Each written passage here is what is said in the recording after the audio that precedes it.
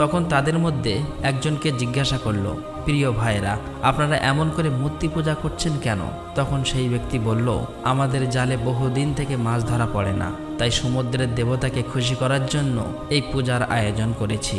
এদিকে শিশু মুহাম্মদ সাল্লাল্লাহু আলাইহি ওয়াসাল্লাম লক্ষ্য করে দেখলেন একটি বড় মূর্তির সাথে একজন মা ও তার বাচ্চাকে শিকল দিয়ে বেঁধে রাখা হয়েছে, তাদেরকে বলি দেবে বলে। কেননা এই জেলে সম্প্রদায়ের বিশ্বাস ছিল এভাবে বলি দিলে তাদের দেবতা খুশি হবে, তাদের জালে আবারও মাছ ধরা পড়বে। তখন শিশু মুহাম্মদ সাল্লাল্লাহু আলাইহি ওয়াসাল্লাম সেখানে গেলেন এবং তাদেরকে শিকল খুলে মুক্তি করে দিলেন। সেই মুহূর্তে একজন জেলে সেখানে গেলেন এবং বললেন, আমরা যাদেরকে বলি দেব বলে বেঁধে রেখেছিলাম তাদেরকে একজন বাচ্চা খুলে দিয়েছে। এটা শুনে তারা সবাই অতি দ্রুত নবীজিকে ধরতে সেখানে যেতে লাগলো।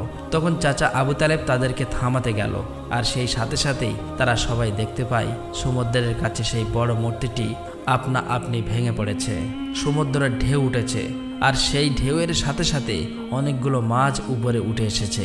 এটা দেখে সমস্ত জেলে সম্প্রদায়ের মানুষ অনেকগুলো মাছ ধরল এবং তারা নিজেরা অনেক খুশি হয়ে গেল। এটা দেখে আবু তালেব অবাক হয়ে যায়। আসলে এই নবীজি তখন সমুদ্রের ধারে দাঁড়িয়ে আল্লাহর কাছে দোয়া করছিলেন। নবীজির দোয়ার বরকতে আল্লাহ তাআলা তাদেরকে মাছ দিয়েছিলেন। অতঃপর তাদের কাফেলা মক্কার দিকে রওনা হলো। মক্কায় আসার পর শিশু নবী হযরত মুহাম্মদ সাল্লাল্লাহু আলাইহি ওয়াসাল্লাম চাচা আবু তালেবের ছাগল নিয়ে চড়াতে যেতেন। একদিন ছাগল চড়িয়ে ফেরার পথে শিশু নবী দেখতে পান এক জায়গায় দাসদাসীদের কেনাবেচা চলছে, পুরুষদের গরম রড দিয়ে অত্যাচার করছে এবং মহিলাদের উচ্চ দামে কেনাবেচা চলছে। এটা দেখে শিশু নবী অনেক কষ্ট পায়। এদিকে নবীজির এক চাচা আবু লাহাব দাসদাসীকে কেনাবেচা করত। তিনি একজন দাসকে বেশি দামে বিক্রি করে দিচ্ছিলেন। ঠিক সেই সময় তার স্বামী গিয়ে বললেন, হুজুর, আপনি এমন কাজ করবেন না, আমাদেরকে ক্ষমা করে দিন। এভাবেই কাকুতি মিনতি করতে লাগলো, কিন্তু আবু লাহাব তার কোনো কথাই শুনতে চায় না। ঠিক সেই সময় আমাদের দয়ার নবী সেখানে হাজির হয় এবং চাচা আবু লাহাবকে বলে, আপনি এই মহিলাকে বিক্রি করবেন না। তখন আবু লাহাব বলে, আমি এই মহিলাকে অনেক বেশি দামে কিনেছি, আমার মূল্য পরিশোধ করে দিলে আমি তাকে ছেড়ে দেব। তখন শিশু নবী তার এই মূল্য পরিশোধ করে দিলেন, আর সেদিন সেই মহিলা নবীজির জন্য মুক্তি পেয়েছিলেন।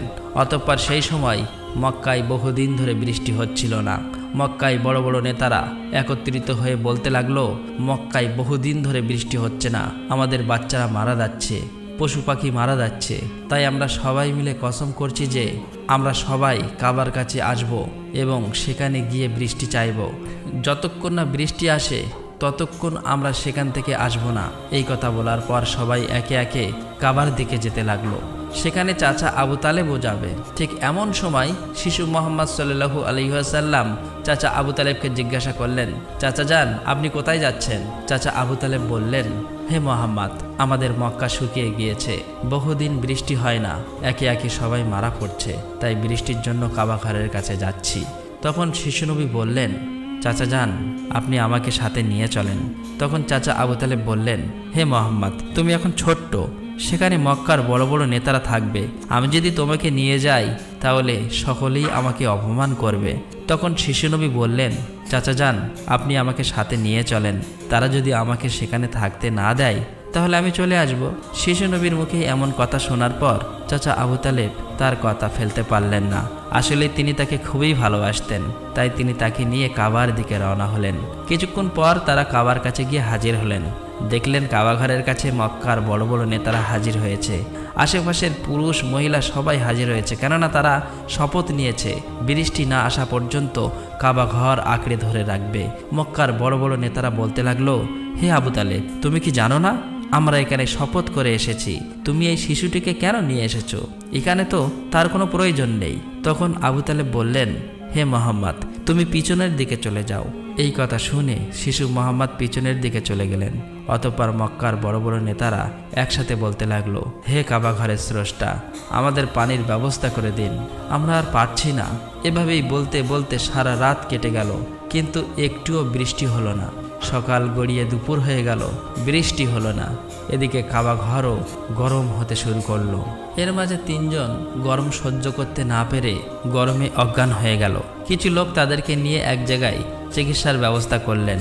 এদিকে একজন চাচা আবু তালেবের পিছনে আঁকড়ে ধরলেন। চাচা আবু তালেব যখন পিছনে ফিরে তাকালেন, দেখলেন শিশু মোহাম্মদ সেখানে দাঁড়িয়ে আছে। অত্যন্ত রেগে গেলেন এবং বললেন, হে মোহাম্মদ, তুমি এখানে কেন এসেছো?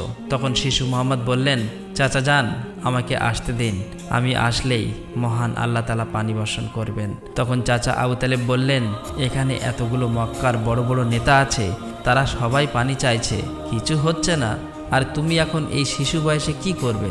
তুমি চাইলে পানি হবে? এটা সম্ভব? অতএব তুমি পিছনের দিকে চলে যাও। এই কথা শুনে শিশু নবী আবার পিছনের দিকে চলে আসলেন। এদিকে পুনরায় তারা একসাথে বলতে লাগলো, হে কাবা ঘরের স্রষ্টা, আপনি আমাদের পানির ব্যবস্থা করে দিন। কিন্তু কোনো মতেই বৃষ্টি হলো না। তখন সবাই ক্লান্ত হয়ে এক জায়গায় বিশ্রাম নিচ্ছিলেন। চাচা আবু তালেব পিছনে লক্ষ্য করে দেখলেন আবারও শিশু নবী সেখানে হাজির। তিনি অত্যন্ত রেগে গিয়ে বললেন, হে মোহাম্মদ, তুমি আবার কেন এসেছো? শিশু মোহাম্মদ বললেন, চাচা যান, আমি তো আপনার ঘাম মুছতে এসেছি। এই কথা শুনে চাচা আবু তালেব নবীজির উপর প্রচণ্ড মায়া লাগলো এবং তাকে জড়িয়ে ধরলেন। তখন শিশু মোহাম্মদ আবারও বললেন, চাচা যান, আমাকে একটিবার কাবা ঘরের কাছে যেতে দিন, আমি গেলে আল্লাহ তাআলা পানি বর্ষণ করবেন। সেখানে থাকা মক্কার নেতাদের মধ্যে একজন এই কথাটি শুনতে পেল। শিশু মোহাম্মদ চিৎকার করে বলতে লাগলো, হে মক্কার মানুষেরা, চেয়ে দেখো, পানি চলে এসেছে। সেখানে থাকা সমস্ত লোকেরা অবাক হয়ে বলতে লাগলো, কোথায় পানি এসেছে? এখানে তো আমরা সবাই গর্বে মারা যাচ্ছি, আর তুমি বলছো পানি চলে এসেছে? তাদের মধ্য থেকে একজন বলল, হে মোহাম্মদ, তুমি এগিয়ে যাও। কিন্তু অন্য নেতারা বলল, আমাদের মতো বড় বড় নেতা থাকতে যদি এই শিশু মোহাম্মদ সামনে চলে যায়, তাহলে আমাদের মান সম্মান সব চলে যাবে। অতঃপর অনেক আলোচনার পর শিশু মোহাম্মদকে কাবা ঘরের সামনে যাবার অনুমতি দেওয়া হলো। শিশু মোহাম্মদ সাল্লাল্লাহু আলাইহি ওয়াসাল্লাম যখন কাবা ঘরের কাছে গিয়ে আকাশের দিকে মুখ তুললেন এবং আল্লাহর কাছে দোয়া চাইলেন, সঙ্গে সঙ্গে মক্কার বুকে মুষলধারে বৃষ্টিপাত শুরু হলো। দেখতে দেখতে মক্কার চারিদিকে বৃষ্টিতে পরিপূর্ণ হয়ে যায়। এটা দেখে মক্কার মানুষেরা খুবই খুশি হয়ে যায় এবং বৃষ্টিতে ভিজতে ভিজতে যে যার মতো তাদের বাড়ি চলে যায়। প্রিয় দর্শক, একবার ভেবে দেখুন, এই কাহিনীটি শুধু ইতিহাস নয়, এটা ভালোবাসা, কষ্টের আর তাকওয়ার এক জীবন্ত নিদর্শ। আমাদের দয়ার নবী, রহমতের নবী কতই না কষ্ট পেয়েছেন। তিনি এত কষ্ট সয়েও কাউকে অভিশাপ দেননি, শুধু দোয়া করছিলেন, হে আমার রব, আমার উম্মতকে মাফ করে দাও। তারা জানে না আমি কে। এই সেই নবী যার ভালোবাসা ছাড়া জান্নাতের দরজা খুলবে না কারো জন্য। আর আজ আমরা এই যুগের মুসলিম কতটুকু কাঁদি তার জন্য, কতটুকু ভালোবাসি তাকে, কতটুকু তার সুন্নাহ আঁকড়ে ধরেছি।